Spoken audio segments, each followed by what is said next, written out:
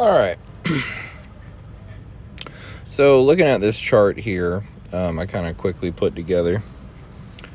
We're looking at a comparison of Donnie Darko with the Christ figure in literature, and this could be kind of like the hero with 1,000 faces, or the hero's journey, or self-referencing. But there is religious undertones in the movie Donnie Darko. He communicates with Frank, a messenger-like figure. So not God, but Jesus, when he was baptized by John the Baptist, a light shone down, saying, "This is my son in whom I am well pleased."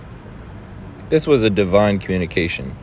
And also, when he went out into the desert fasting, was tested, basically seeing if he was worthy of the challenge. And some Christians obviously would debate stuff like that, but generally speaking, in the Garden of Gethsemane, when he sweated great drops, just like blood, sweating that profuse, I mean, it doesn't sound like he wanted to do this.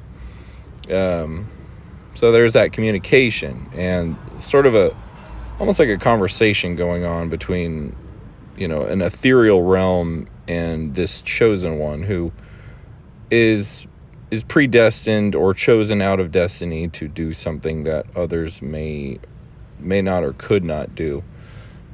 Misunderstood, alienated. And we see this a lot with people. I will say this, like, once you hit 30 years old, if you have not basically replicated society's idea, especially as a male, women not as much, although they have their own struggles with the whole fertility and your job is to reproduce and all that. But being misunderstood as a teen is one thing. In your 20s, people start to put pressure on you. But once the boat sails of marriage and all that, especially if you're an anti-natalist or a Gnostic like me, society will become very antagonistic, almost so hateful that if we didn't have the organized society we have nowadays, like, that they would end your life. That's, and the fact that the story of Jesus or Donnie Darko, these people that are awakened or enlightened or see false teachers, false idols, Jim Cunningham, scribes, Pharisees, Jesus called them vipers, the synagogue of Satan. Basically leaders in society that people accept and say, these are the great guys, they're the good guys, they're going to show us the way. Don't expect, if your eyes are open, do not expect that you're going to have an easy time. Like, it's not a cliche or something. It is a pointed fact. Society will turn on you. And that goes into the third point. So willingly sacrifices himself. So are they worth the sacrifice? So Gretchen is put into his life to really convince him to sacrifice himself. Like, love for her is what saves the world itself. If Gretchen hadn't existed, he wouldn't have any motivation to save the world. He wouldn't even care. He has a nihilistic philosophy throughout the movie.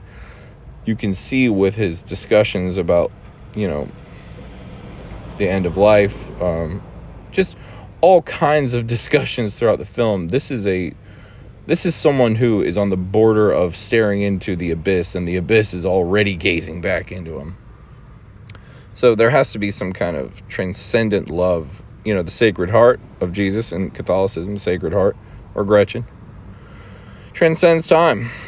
Symbolic resurrection or transcendence. So, yeah, I mean, the film takes place on a parallel timeline, tangent reality, but it does transcend time. He's traveling through portals, through dimensions.